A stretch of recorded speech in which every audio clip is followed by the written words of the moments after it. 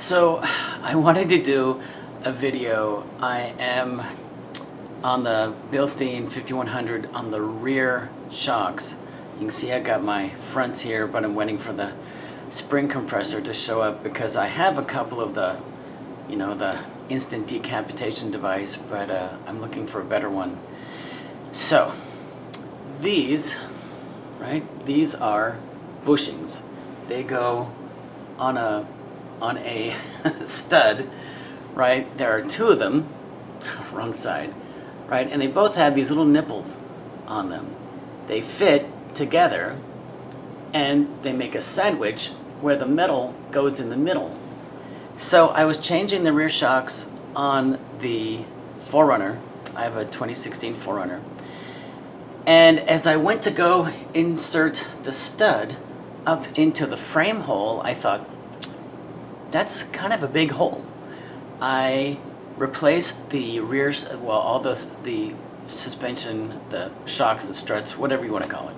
It's not really a strut, it's a shock it's like a coilover. Anyway, I replaced the rear on a 2006 and these worked fine, right? The hole in the frame is actually pretty small. But as I went to go insert the rod into the frame on my 2016, I noticed that hole looks kind of big. It's much larger than this little nipple is.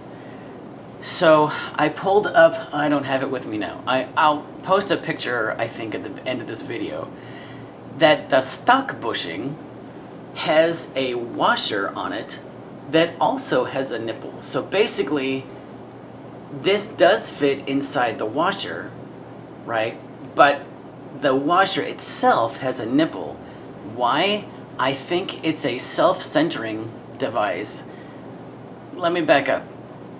I had an Opel Manta, and it had front shocks that had a stud like this. What happened is that either these bushings wore out, or probably more likely, I installed them backwards, right? So that it didn't have that little bushing in between the metal. And what happened is that the threads on the top of the stud acted like a little hand saw and ovaled out the hole. Now, the 4runner has a big solid metal frame on it, and I'm talking about sawing through a thin sheet metal unibody. But I'm thinking that that's maybe what Toyota is looking at. So I thought, well, I'll just peel that nippled washer off of the OEM shock bushing. Nope, Toyota has glued it on with some kind of like a non-flexible glue, like super glue. So one of them, actually, I was able to get a screwdriver underneath there and pop it off. But the other one, I just had to kind of, I cut it off with a hacksaw, and then I ground out the rubber or urethane, or I don't know, whatever this stuff is. So I put the Bilstein lower bushing in, then I put this washer in, and then I put it up there, and it worked fine. Let me back up a minute. I was thinking to myself, I'm going to be so smart, I'm going to use the Toyota bushings because they already have this washer glued on. I tried to put it on. The Toyota stud is much larger diameter. No, the other way around. It's much larger diameter.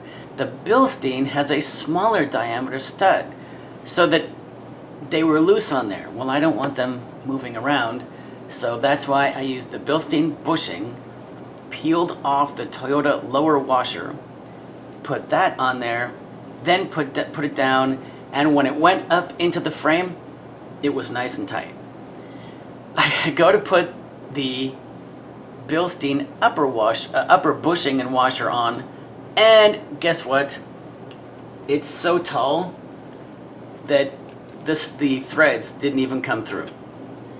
So what I decided to do is I took the stock Toyota bushing, I trimmed about a third of it off, and then used the stock Toyota washer, because that one was glued on there too, and put that on there. So the point, let me move that. The point of this whole video is that if you only use these bushings, you might have some slop in that rear hole. If you have, now I don't know what year the hole size changed.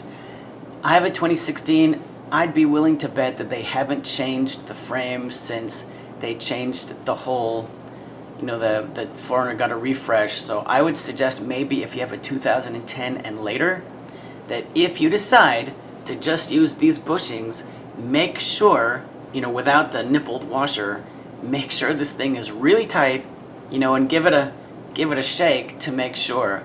I did see a guy installing 5100s on the rear, and when he actually run them up through the frame, I did notice that there was a little slop as he was moving it, where when I put mine in with this nippled washer, even without the nut on the top, right, it was snug. So I'm sorry this is not an install video. Maybe when I get my real life spring compressor, I'll do a video on that.